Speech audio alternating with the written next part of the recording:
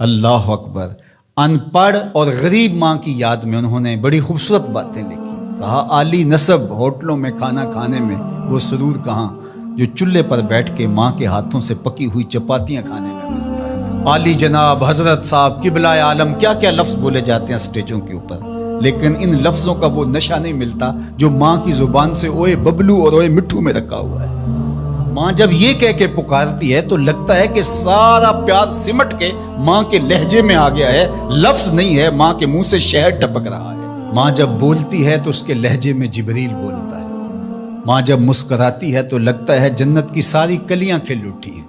ماں جب پیار سے دیکھ رہی ہوتی ہے تو لگتا ہے عرش سے رحمتیں اتر رہی ہیں۔ اللہ نے ماں کے سینے کے اندر وہ محبت، وہ تڑپ رکھی ہے، وہ ایک کائنات رکھ دی ہے الفتوں کی، کہ جس کا نعم البدل کیا بدل بھی موجود نہیں۔ وہ پیار رکھ دیا، وہ درد رکھ دیا، وہ درک رکھ دیا، وہ الفت رکھ دی ماں کے سینے کے اندر۔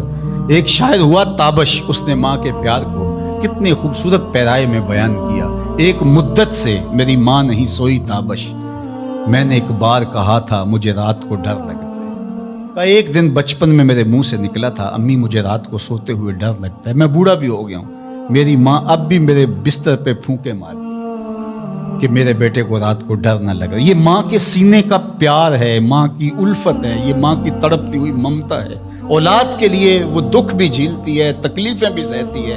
غریب مائیں لوگوں کے گھروں کے برتن بھی مانجنے پڑیں تو اس سے بھی گریز نہیں کرتی۔ شہر میں آ کر پڑھنے والوں بھول گئے ہو کس کی ماں نے کتنا زیور بیچا ہے۔ اس لیے ماں کی کمی انسان بڑھاپے میں بھی محسوس کرتا ہے۔ کبھی ایسا نہیں ہو سکتا کہ انسان کہے کہ کوئی بات نہیں اب میں بڑا ہو گیا، مجھے ماں کی کمی محسوس نہیں ہوتی۔ بوڑھا بھی ہو جائے انسان جو ہے وہ سب سے اونچے منصب پر بھی بیٹھ جائے، میں اور آپ کیا، میری اور آپ کی حیثیت اور اوقات ہی کیا۔ امام الانبیاء حضور ختم المرتبت صلی اللہ علیہ وآلہ وسلم حجرہ نبوت سے نکلے اور جو ہی حضور نبی رحمت صلی اللہ علیہ وآلہ وسلم مصلی پر تشریف فرما ہوئے تو حضور کو دیکھ کر کے تمام صحابہ ادب سے کھڑے ہو گئے۔ جو ہی یہ امٹتا ہوا پیار دیکھا تو حضور کی نظر پلٹ کے کئی سال پیچھے چلی گئی اور ابوا کی وادی میں اپنی ماں کی قبر پہ کھڑا ہوا اپنے آپ کو پاتے ہیں حضور۔ اور پھر ایک جملہ کہا، الحاوی للفتاوی کے اندر امام سیوطی نے اس کو بڑی تفصیل سے لکھا ہے کہ چشمان رحمت سے آنسو ٹپکنے لگے اور حضور مصلی پہ کھڑے ہو گئے اور فرمایا لو ادرکت والدیہ او احدہما، کاش آج میرے ماں باپ زندہ ہوتے یا کم از کم میری ماں ہی زندہ ہوتی اور میں لوگوں کو نماز پڑھا رہا ہوتا، وَأَقْرَأُ فِيهَا بِفَاتِحَةِ الْكِتَابِ، اور اس میں سورہ فاتحہ کی تلاوت چل رہی ہوتی۔ پھر میری ماں کو میرے ساتھ اچانک کوئی کام یاد آ جاتا، وہ دروازے پر آتی اور چلمن سرکاتی اور مجھے بیٹا کہہ کے آواز دیتی۔ فرمایا لوگوں نماز چھوڑ کے پہلے ماں کی بات سن لیتا۔ تو ماں کی کمی تو انسان زندگی کے آخری حصے میں بھی محسوس کرتا ہے۔ پھر اس سے بڑا منصب کس کا ہو سکتا ہے جو امام الانبیاء کا منصب ہے؟ اتنا بڑا اعزاز کس کا ہو سکتا ہے جو خاتم المرسلین کا اعزاز ہے، جو محبوب خدا ہیں، کونین کے مالک ہیں، لیکن ماں کی کمی کو وہ بھی محسوس کرتے ہیں، ماں و شمع کے شمار میں ہے۔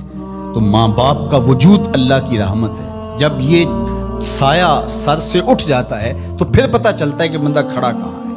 جب گھنے درخت کے سائے میں بیٹھا ہو اور وہ درخت ساری دھوپ اپنے پتوں میں جذب کر رہا ہوتا ہے اور نیچے بیٹھنے والے کو چھاؤں فراہم کر رہا ہوتا ہے، اور اس سے نہیں پتہ ہوتا کہ جو مجھے چھاؤں دے رہا ہے وہ خود کتنا جلس رہا ہے، لیکن اچانک جب سایہ ہٹ جائے اور بندہ کڑی دھوپ میں آ جائے پھر اسے احساس ہوتا ہے کہ وہ سایہ کتنا غنیمت تھا۔ جن کے ماں باپ موجود ہیں وہ ان کی خدمت کر کے دنیا اور آخرت کی سرخرویاں حاصل کریں۔